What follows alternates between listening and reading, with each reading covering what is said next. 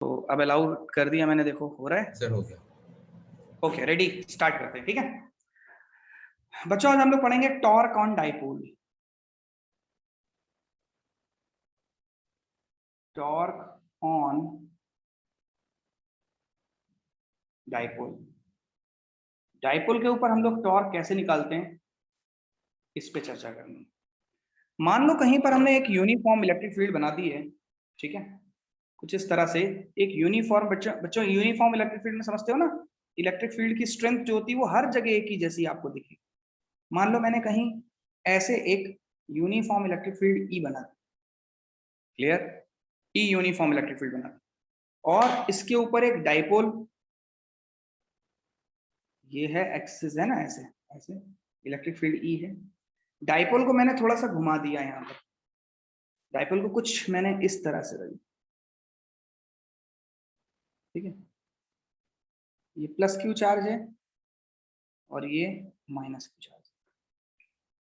आपको भी पता है यहाँ पर डाइपोल मोमेंट जो होगी वो इधर की तरफ होगी, पी वेक्टर है ना, ठीक। अब एक बार बताओ, अगर मैं इस वाले डाइपोल के ऊपर फोर्स पूछूं इस वाले चार्ज के ऊपर, तो मैंने क्या किया, dipole is placed in a uniform electric field E. E electric field के अंदर एक डाइपोल रखा गया जिसकी डाइपोल मोमेंट पी है, और यहाँ पर माइनस क्यू चार्ज है और यहाँ प्लस क्यू चार्ज है, जबकि डाइपोल की जो लेंथ है वो 2l है बच्चों। Okay, getting my point. अब हम लोगों ने क्या किया कि डाइपोल को इलेक्ट्रिक फील्ड से थीटा एंगल पर प्लेस कर दिया है। ओके, अब ये बताओ, सबसे पहले ये जो डाइपोल आपने यहाँ रखा, मैं दोबारा से इसका डायग्राम बनाता हूँ, और ये रहा प्लस क्यू चार्ज और ये रहा बच्चों माइनस क्यू चार्ज, ये रहा इसका सेंटर। तो ये बताओ इस वाले डाइपोल के ऊपर फोर्स किधर लगेगा, इधर की तरफ। कितना लगेगा, Q इंटू ई। क्यों सर, ऐसा क्यों? क्योंकि शायद आपको पता होगा कि अगर ई इलेक्ट्रिक फील्ड में कोई Q चार्ज रख देता है तो उसके ऊपर फोर्स लगता है QE, तो QE फोर्स इसके ऊपर लग जाएगा। जबकि अगर कोई माइनस चार्ज है तो उसके ऊपर opposite to the direction of electric field, तो इलेक्ट्रिक फील्ड इधर है तो फोर्स उसके ऊपर किधर लगेगा, बैकवर्ड लगेगा, ठीक। तो बताओ, क्या ये दोनों जो फोर्स हैं इस सिस्टम को यूं घुमाने की कोशिश करेंगे, इसको इधर और इसको इधर, है ना, तो एक टॉर्क क्रिएट होगा जब ये घूमना स्टार्ट करेगा। अच्छा, तो हमने क्या किया, एक डाइपोल को रखा यूनिफॉर्म इलेक्ट्रिक फील्ड ई में, डाइपोल के ऊपर एक तरफ प्लस क्यू चार्ज है, एक तरफ माइनस क्यू चार्ज है, बीच की दूरी जो है 2l है। तो ये वाली अगर दूरी आप पूछोगे ना, ये वाली दूरी l है, और बच्चों ये वाली दूरी भी l है, ठीक। और डाइपोल जो इलेक्ट्रिक फील्ड से एंगल बना रहा है वो थीटा है, मतलब ये वाला एंगल कितना है, थीटा। तो अगर हम इसको ऐसे थोड़ी देर के लिए मान लें, ये ऐसे बना दें, तो ये एंगल थीटा है, तो ये वाला एंगल भी क्या होगा, थीटा होगा, ठीक है। तो मेरी बात जरा ध्यान से सुनना बच्चों। तो यूनिफॉर्म फील्ड में एक डाइपोल रखा, डाइपोल में प्लस चार्ज होता है, तो प्लस चार्ज के ऊपर इलेक्ट्रिक फील्ड की डायरेक्शन में फोर्स लगता है, जबकि माइनस चार्ज पे opposite to the direction of electric field force. तो अगर मैं आपसे पूछूं net force on dipole, now net force on dipole, तो बच्चों ये बताओ, एक बॉडी के ऊपर एक आगे की तरफ फोर्स लग रहा है और एक पीछे की तरफ फोर्स लग रहा है ना, एक फोर्स जो है वो आगे की तरफ लग रहा है इधर की तरफ, और एक पीछे की तरफ लग रहा है, तो नेट फोर्स हो जाएगा QE माइनस QE, दोनों सब्ट्रैक्ट हो जाएंगे,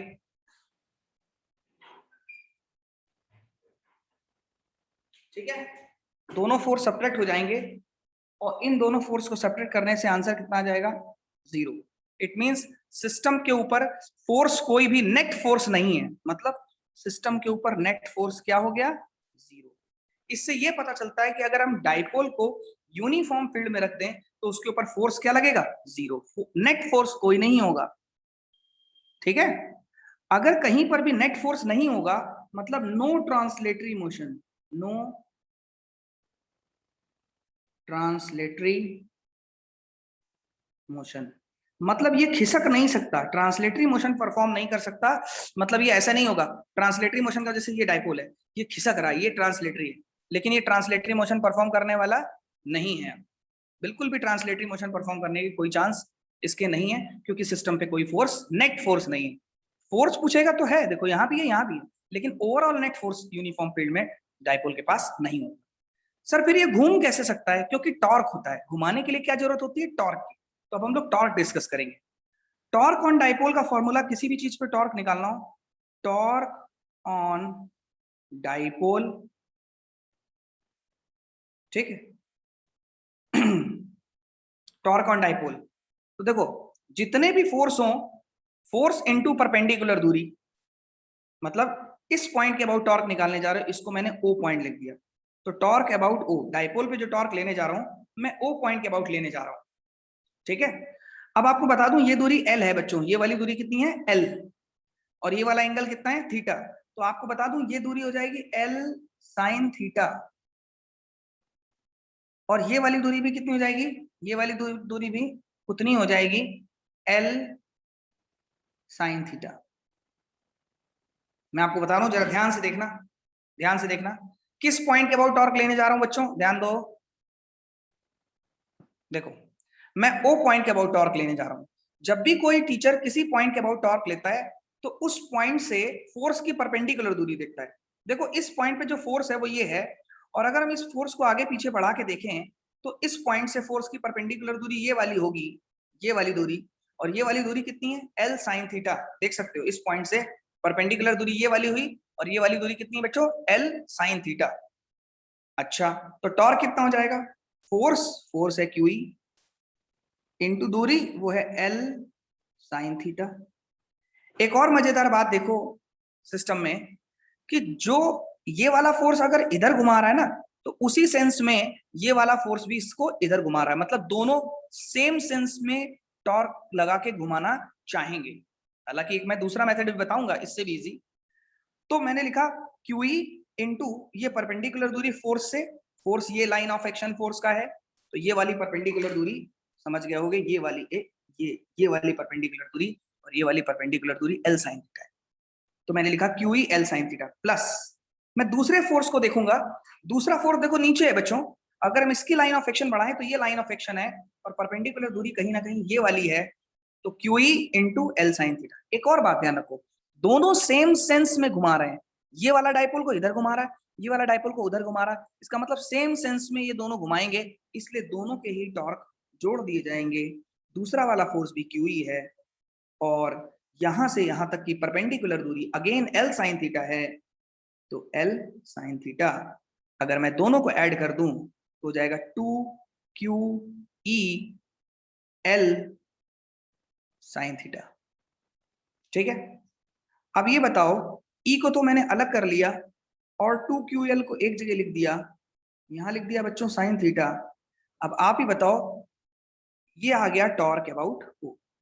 ये 2QL एक्चुअली में क्या चीज है? तो देखा जाए ये डाइपोल मोमेंट है। क्या है? डाइपोल मोमेंट P है ना। तो देखो क्या होगा,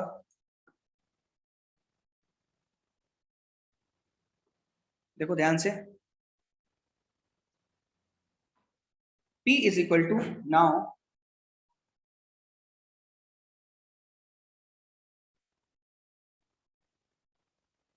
P is equal to Q into 2L, ठीक है। तो फिर क्या हो जाता है? तो फिर हो जाएगा torque tau O is equal to, E बाहर था और 2QL की जगह हो गया P, और ये हो गया साइन थीटा। तो आंसर आ गया टॉर्क का, tau is equal to P E sine theta. बच्चों ये टॉर्क का प्रूफ हो गया, मतलब जब भी हम डाइपोल के ऊपर टॉर्क निकालेंगे तो ये फॉर्मूला लगाया जा सकता है, tau is equal to P E sine theta. अब बच्चों यहाँ पर थीटा किसके किसके बीच का एंगल है आप देख सकते हो। हम लोगों ने वेक्टर में पढ़ा था कि ए क्रॉस बी अगर कोई टीचर लिखता है तो वो लिख देता है ए क्रॉस बी को लिखता है ए बी साइन थीटा, लिखता है। तो अगर ये पीई साइन थीटा है तो वेक्टर फॉर्म ले लिखेगा, in vector form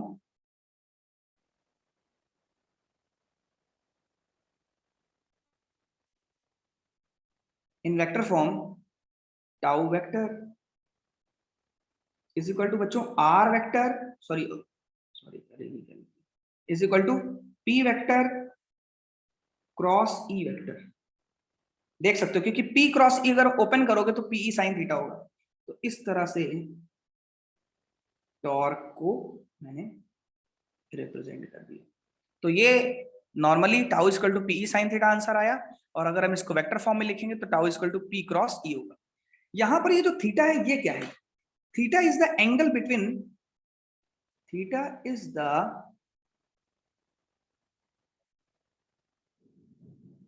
angle between dipole moment and electric field vector. P vector और ई वेक्टर के बीच का एंगल है। डाइपोल मोमेंट को देखो और इलेक्ट्रिक फील्ड को देखो, दोनों के बीच का एंगल। अब मैं फिर से एक बार पहले तो इसको रिपीट करवा देता हूं, आपको समझ में आ जाए ताकि, और एक दूसरा मेथड भी दिखाता हूं। सेकंड मेथड पहले आप देखो। सेकंड मेथड में क्या कर रहा हूं मैं, ये डाइपोल देखो मैं बनाने जा रहा हूं, समझना ध्यान से, थोड़ा डायग्राम बना रहा हूं। प्लस चार्ज है ये माइनस चार्ज है, ये इसका सेंटर है, ठीक है। इलेक्ट्रिक फील्ड किधर है? ये रही इलेक्ट्रिक फील्ड। तो बच्चों इसके ऊपर फोर्स किधर होगा? क्यूई इधर, और इसके ऊपर फोर्स किधर होगा? क्यूई बैकवर्ड, ठीक है। अब आप ध्यान से देखो, ये वाली दूरी कितनी है? एल। ये वाली दूरी भी कितनी है? एल। शायद आपने एक बात पढ़ी होगी, कपल। कपल का नाम सुना है? टॉर्क की तरह एक कपल चीज होती है। कपल में क्या होता है? दो इक्वल और अपोजिट डायरेक्शन में फोर्स लग रहे होते हैं। देख लो, ये भी फोर्स और ये वाला फोर्स बराबर है। अगर इस सिस्टम का तुम्हें टॉर्क निकालना है तो कपल मेथड से निकालते हैं। देखो क्या होता है। Now using concept of couple. Couple concept में क्या होता है कि अगर आपको ओ पॉइंट के अबाउट टॉर्क निकालना है तो इस पूरे सिस्टम को ओ पॉइंट के अबाउट घूमता हुआ माना जाएगा। और किस दो फोर्सेस के अंडर घूम रहा है पहले तो उन पे नजर डालो। क्यूई भी, और ये वाला फोर्स क्यूई इक्वल भी है और अपोजिट। कपल के लिए जरूरी है दो फोर्स इक्वल एंड अपोजिट होने चाहिए। तो टॉर्क निकालने का तरीका होता है force into perpendicular distance between them. ठीक, समझना, force into perpendicular distance between forces. समझना बच्चों। देखो, एक ये फोर्स इधर जा रहा है कहीं ना कहीं, यूं है ना, ये फोर्स है लाइन ऑफ एक्शन, और इस फोर्स का लाइन ऑफ एक्शन ये है। कह रहा है एक उनमें से कोई एक फोर्स ले लो, इन दोनों में से कोई भी एक फोर्स ले लो, क्योंकि दोनों की शक्ल बराबर है। तो मैंने लिख दिया QE into perpendicular distance between them, इन दोनों के बीच की परपेंडिकुलर दूरी, मतलब ये वाली दूरी चाहिए मेरे को, ये दूरी। तो बताओ, अगर आपने थीटा डिग्री एंगल पे घुमा रखा है डाइपोल को, तो ये वाला एंगल भी क्या होगा? थीटा। पूरी लंबाई कितनी है? 2l। बताना, ध्यान से देखना। इनटू परपेंडिकुलर दूरी, हमने इस परपेंडिकुलर दूरी को थोड़ी देर के लिए x मान लिया है, अगर आपको कंफ्यूजन ना हो। मतलब इस वाली दूरी को मैंने x मान लिया है, यही है परपेंडिकुलर दूरी आपके हिसाब से। तो आप लॉजिकली सोचो, मैं यहाँ पर x लिखूंगा कि नहीं, तो ये आ जाएगा टॉर्क। लेकिन x की वैल्यू निकालनी पड़ेगी, तो ट्रायंगल ले लेता हूं, ए बी और ये सी। इस ट्रायंगल एबीसी में आप जरा ध्यान से नजर डालो कि इन दोनों फोर्स की परपेंडिकुलर दूरी ये है, ये वाली दूरी 2l है और एंगल थीटा है। तो अगर मैं साइन थीटा ले लेता तो सामने वाला परपेंडिकुलर x हो जाता, divided by hypotenuse that is 2l। तो x की वैल्यू आ जाता 2l साइन थीटा। x की वैल्यू आ जाती 2l साइन थीटा बच्चों। अब इस x की वैल्यू यहां पर पुट करो जरा एक बार आप।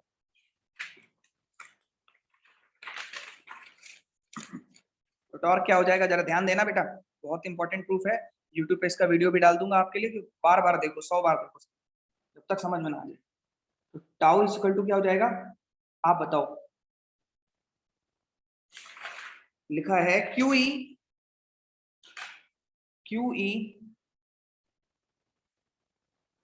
इनटू परपेंडिकुलर दूरी that is 2l sign theta. तो टॉर्क हो जाएगा टाउ, ई को बाहर कर दिया, अंदर हो गया 2ql, यहां आ गया साइन थीटा। ये जो 2ql है ये p है, because 2ql is equal to p। तो टाउ नॉट इक्वल टू जाएगा E into P into sine theta. तो ये आ जाएगा P E sine theta that is torque. आ गया, देख सकते हो टॉर्क का फॉर्मूला आ गया दोबारा से वही जो हमने पिछले मेथड से प्रूव किया। अब बताओ आप इसका वेक्टर फॉर्म लिखोगे तो क्या होगा? बस वही क्रॉस प्रोडक्ट लगेगा। तो tau naught vector is equal to P vector cross E vector. Sir हाँ बेटा। सर हमें ये कैसे पता लगता है कि क्रॉस प्रोडक्ट में पहले P आएगा? हाँ साहब, ये बिल्कुल बिल्कुल जायज बात आपने पूछी कि पहले कौन सा आएगा ये कैसे पता चलेगा, है ना? किससे क्रॉस प्रोडक्ट किया है ये सही पूछो तो हमें नहीं पता चलता है, ये हमें रिजल्ट के थ्रू पता चला है। हमें पता चला रिजल्ट से, वही मैंने आपको प्रोपोगेट कर दिया। आप ऐसे ही किसी को कोई ये नहीं बोल सकता कि ई नहीं आना चाहिए पहले। हाँ, एक चीज से पता चलता है, बताऊं क्या? लॉज एक रास्ता मैं बोल सकता हूँ। आपने डाइपोल को घूमते हुए तो फील कर लिया ना कि फील इधर करेगा, तो हम ई को अगर हम पहले रख के देखें तो देखना आप ई क्रॉस पी, अगर बेटा आप थोड़े समझदार हो क्रॉस प्रोडक्ट को लेके तो आपको पता है राइट हैंड रूल लगाया जाता है। अगर आप ई क्रॉस पी करके देखोगे तो सेंस ऑफ रोटेशन उसका रिवर्स दिखाई देगा। yes. रिवर्स, जबकि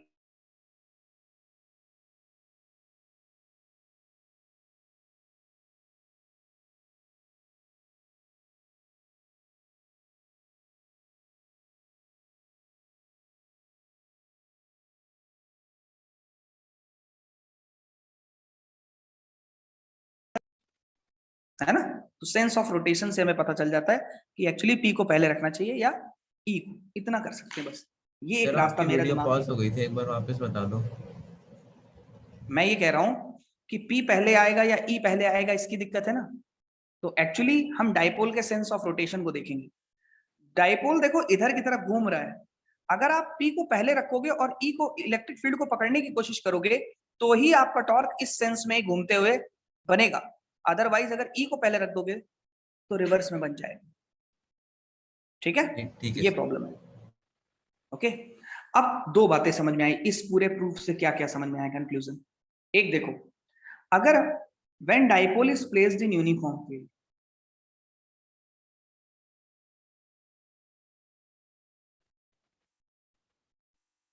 when dipole is placed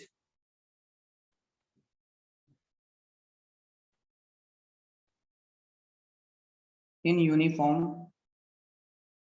electric field, अगर कोई बच्चा डाइपोल को यूनिफॉर्म इलेक्ट्रिक फील्ड में प्लेस करे तो क्या होगा?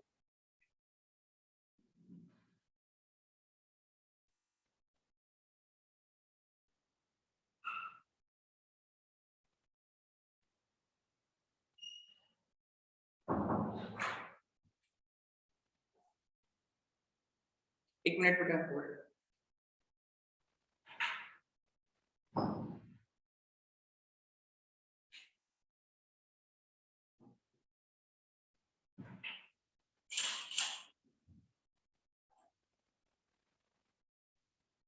ठीक है। अगर इसको यूनिफॉर्म फील्ड में प्लेस करेंगे तो आपने देखा था कि सिस्टम के ऊपर नेट फोर्स जीरो था, नेट फोर्स जीरो था, लेकिन टॉर्क जीरो नहीं था, टॉर्क आ गया था पीई साइन थीटा, है ना। अब टॉर्क जीरो हो भी सकता है और नहीं भी हो सकता, क्योंकि साइन थीटा की जैसे जैसे वैल्यू बदलती है वैसे वैसे टॉर्क बदल जाता है। जैसे आपको भी पता है, अगर थीटा 90 हो जाता, इफ थीटा इज 90 डिग्री, तो आप ही बताओ टॉर्क क्या हो जाएगा? P E sine 90। तो यहाँ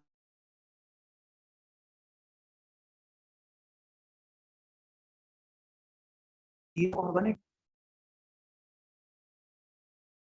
और 180 degree, then torque is how much? P E sine 0 और 180 डिग्री।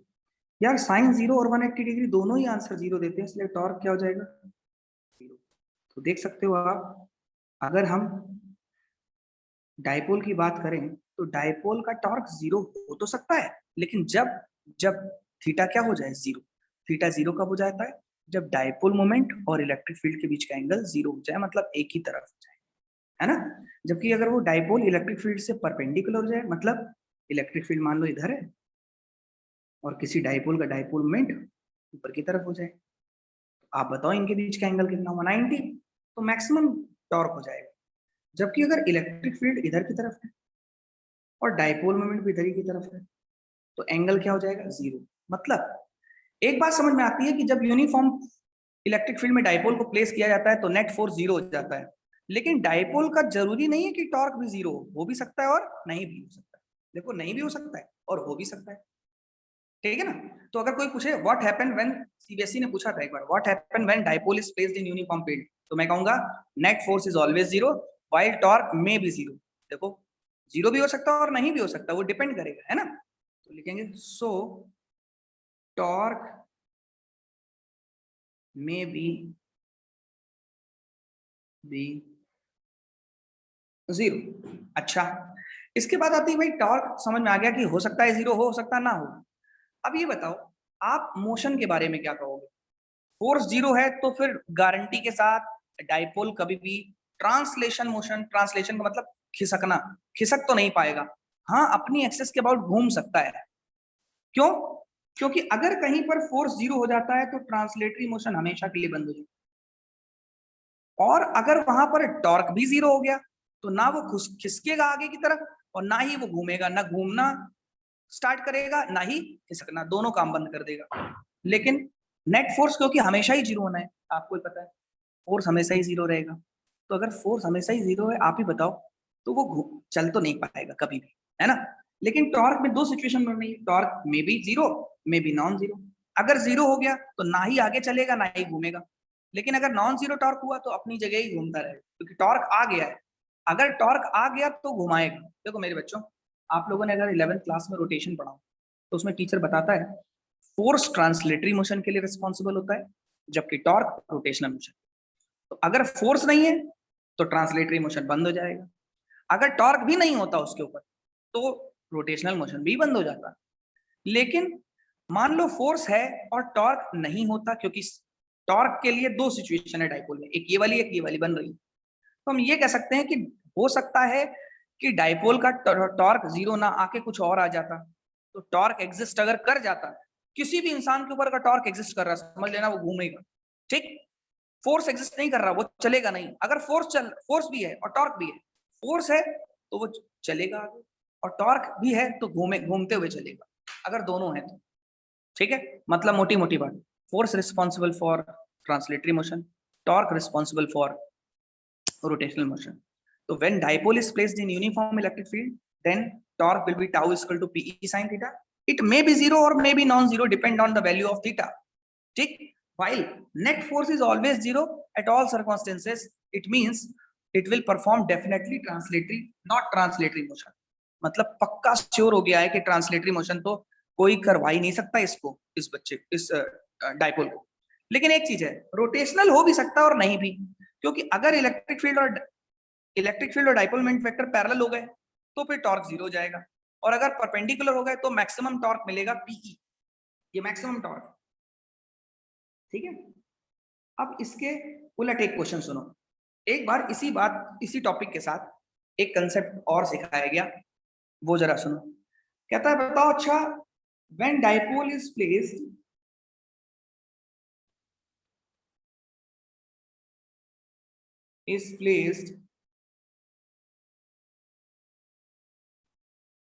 in non-uniform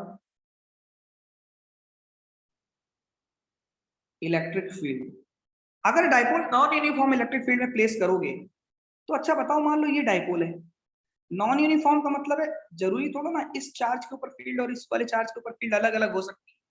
यूनिफॉर्म होती तो यहाँ यहाँ पक्का एक ही होती, लेकिन नॉन यूनिफॉर्म है तो दोनों जगह अलग अलग हो सकती है, प्लस क्यू और ये वाला माइनस क्यू। तो इसके ऊपर इलेक्ट्रिक फील्ड होगी क्यू ई वन, और फिर इसके ऊपर हो जाएगी क्यू ई टू। तो आप देख सकते हो दोनों जगह इलेक्ट्रिक फील्ड अलग अलग होती, इसलिए अगर आप नेट फोर्स की चर्चा करते, नेट फोर्स, तो लिख देते Q E one minus Q E two, Q common हो जाएगा, E1 minus E2, that is net force.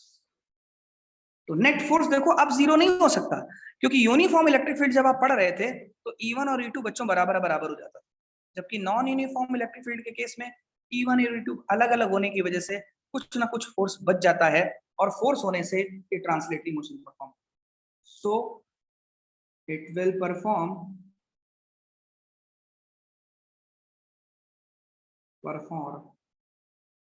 Translatory motion.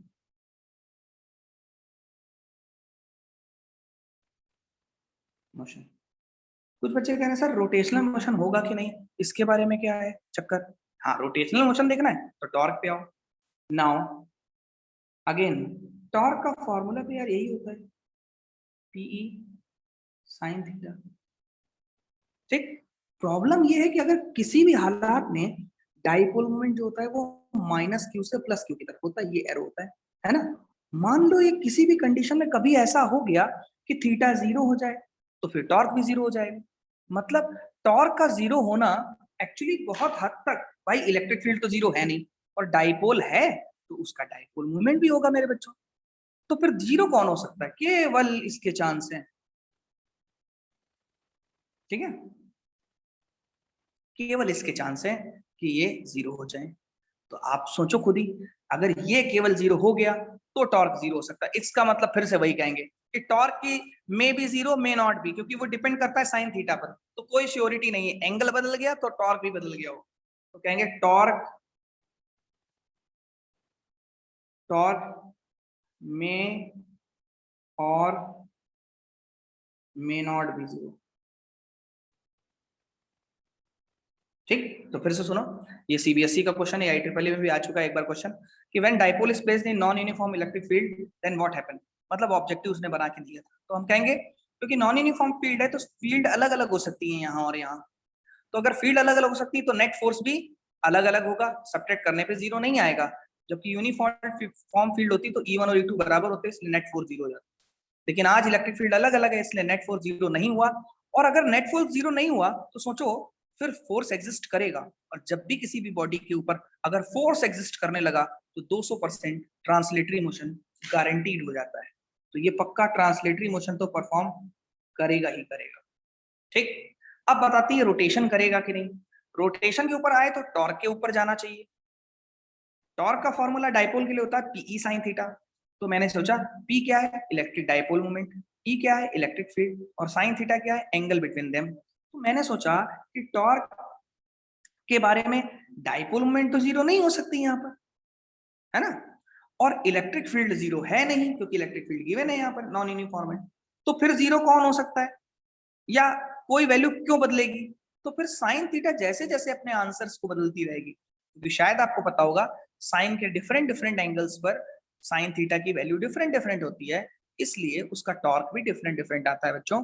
इसलिए उसका टॉर्क जो होगा वो जीरो हो भी सकता है और नहीं भी, डिपेंड करेगा कि साइन थीटा की वैल्यू किस तरह रखी गई है। अगर टॉर्क जीरो हो गया तो फिर ये घूमेगा नहीं, और अगर टॉर्क जीरो के अलावा कुछ भी आया तो ये घूमेगा भी और चलेगा भी। समझ गए? तो मेरी बात आज रियलिटी में 11th की थी। तो ये बात थी कि टीचर आपको सिखाते हैं कि अगर फोर्स जीरो है तो ट्रांसलेटरी मोशन नहीं होगा, टॉर्क जीरो है तो फिर रोटेशनल मोशन नहीं होगा। लेकिन अगर कहीं पर किसी ने ये बोल दिया कि भाई फोर्स नॉन जीरो है तो टॉर्क के बारे में यहां पर बताओ, तो मैं कहूंगा मे बी, डिपेंड करेगा कि वो साइन थीटा की वैल्यू कैसी। ठीक, यूनिफॉर्म फील्ड में एक बात श्योर हो जाती है, क्या, कि फोर्स जीरो हो जाता है, और नॉन यूनिफॉर्म फील्ड में क्या बात श्योर हो जाती है, कि फोर्स नॉन जीरो होगा।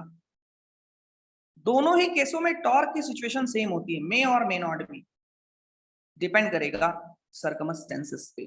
तो ये था डाइपोल को जब मैंने टॉर्क की बात की थी, और टॉर्क का फॉर्मूला था PE sine theta. Clear? P dipole moment है, ई इलेक्ट्रिक फील्ड है, आप दोनों को डॉट प्रोडक्ट करोगे तो टॉर्क निकल आएगा। ठीक, अब बात आती है work done in rotating a dipole की।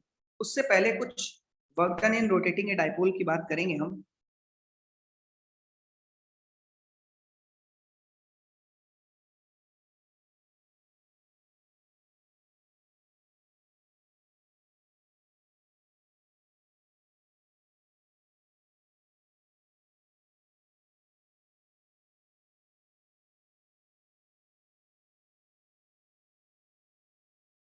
Work done in rotating a dipole. Clear बच्चों, डाइपोल को रोटेट करने में आपको कितना वर्क डन करना पड़ेगा इसकी बात करते हैं जरा। ठीक है, रोटेट करने से पहले मुझे ये बताओ कि जब भी कोई बॉडी को रोटेट किया जाता है तो वर्क डन का फॉर्मूला क्या होता है। पहले तो हमें पता है, यही तुम्हारी कंफ्यूजन होगा, इस वजह से ये प्रूफ तुम्हें नहीं है। देखो, वर्क डन का एक फॉर्मूला होता है, हमें पढ़ाया गया था 11th क्लास में, F dot dx integration, sorry integration F dot dx। ये था अगर फोर्स लगा है, फोर्स ने बॉडी को dx दूरी डिस्प्लेस किया है, मतलब ट्रांसलेटरी मोशन होगा अगर, तो ये वाला वर्क डन निकालने का तरीका होता है। इफ मोशन इज ट्रांसलेटरी, लेकिन आप याद करो, मैं घुमा रहा हूं, मतलब डाइपोल ऐसे रखा था, हम उसको घुमा रहे हैं, यहां तक घुमाने में कितना वर्क डन होगा, यहां तक घुमाने में कितना वर्क डन, हम ये पूछ रहे हैं आपसे। तो अगर आपको रोटेट करवा के वर्क डन निकालना हो तो W इक्वल टू जाएगा, फोर्स की जगह वहां पर आ जाएगा टॉर्क, लीनियर डिस्प्लेसमेंट की जगह आ जाएगा angular displacement, that is d theta. Clear, और यहां हो जाएगा इंटीग्रेशन। ये होता है रोटेटिंग बॉडी के लिए फॉर रोटेशनल मोशन। क्योंकि अगर आपको ये बात समझ में आ गई ना, तो फिर आप प्रूफ जो अगला है वो समझ पाओगे, वरना वो 11th के ही लपेटे में आ जाओ। देखो, मैं कह रहा हूं वर्क डन के दो फॉर्मूले होते हैं। एक वर्क डन का फॉर्मूला कभी कभी टीचर ये इस्तेमाल करता है, F डॉट dx वेक्टर, लेकिन ये कब लगाया तो, और एक टीचर कभी कभी ये भी इस्तेमाल करता है, tau vector dot D theta vector. अब क्वेश्चन उठता है कि कौन सा सही है, यहाँ पर ये लूं, ये वाला ले लूं, आप बताओ सर। मैं आपको बताता हूं, इन दोनों में से, इसमें और इसमें से अगर हमें चूज करना हो तो मैं इस वाले फॉर्मूले को चूज करूंगा, क्योंकि मैं यहाँ पर डाइपोल को रोटेट करने जा रहा हूँ। मतलब डाइपोल कहीं होगा, उसको घुमा के थीटा एंगल पे ले जाऊंगा, तो मुझे घुमाने में कितना वर्क डन करना पड़ेगा या कितनी पोटेंशियल एनर्जी आएगी, उसके बारे में मैं डिस्कशन करने जा रहा हूँ। ठीक है, देखता हूँ कैसे करेंगे, आओ देखते हैं।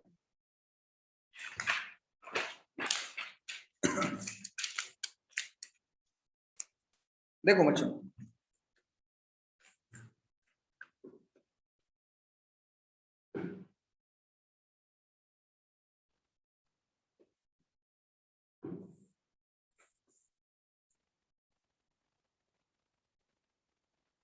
देखो कहीं पर मान लो यूं इलेक्ट्रिक फील्ड लगी हुई है,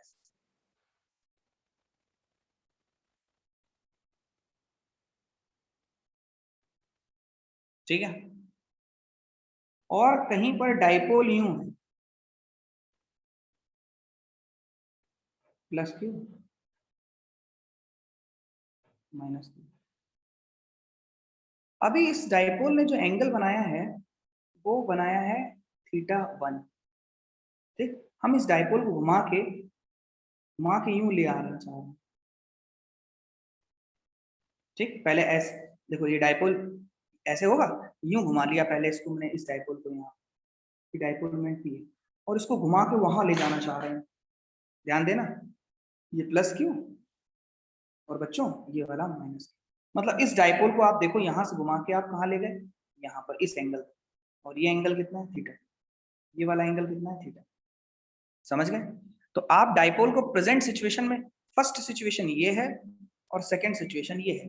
पहले डाइपोल यहां रखा था, अब डाइपोल को आपने घुमा के यहां रख दिया, तो कहीं ना कहीं यूनिफॉर्म इलेक्ट्रिक फील्ड ई में आप एक डाइपोल को θ1 एंगल से θ2 एंगल पे घुमाना चाह रहे हो, तो आपको कितना वर्क डन करना पड़ेगा ये देखना। तो मैंने सोचा यहां से यहां तक डाइपोल को ले जाना है, तो सबसे पहले किसी बीच की सिचुएशन में देखते हैं।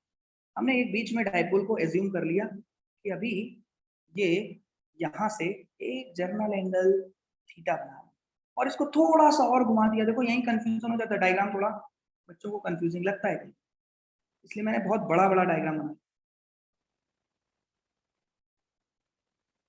तो ये वाला जो angle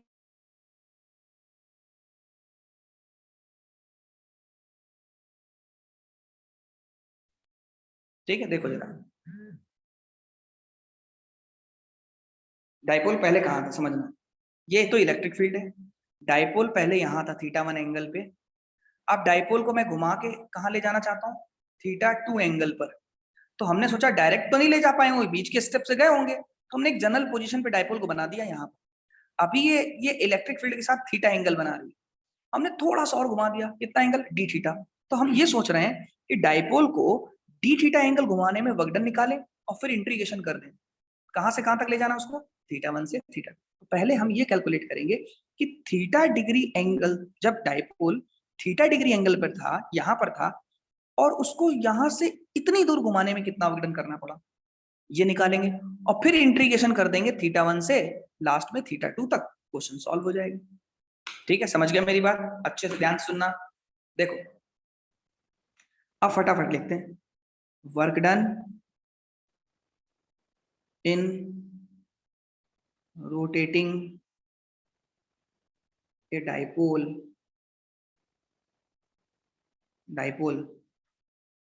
in a small angle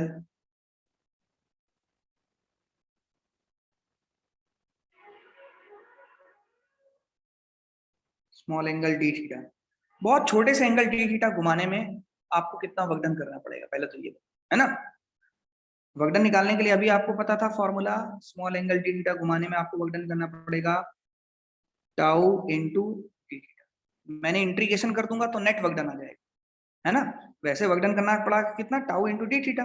लेकिन अगर हम इसको एंड होने वाली है तो वापस ज्वाइन करने हैं, वापस, चलो आज के लिए इतना ही कर लेते हैं ना, जहां मीटिंग एंड हो जाएगी तो रुक, तो टाउ इनटू डी थीटा। तो चलो आज पहले एक बार डायग्राम आप क्लियर कर लेना, इसके बाद से वीडियो रिकॉर्डिंग रोक देंगे, ठीक है ना।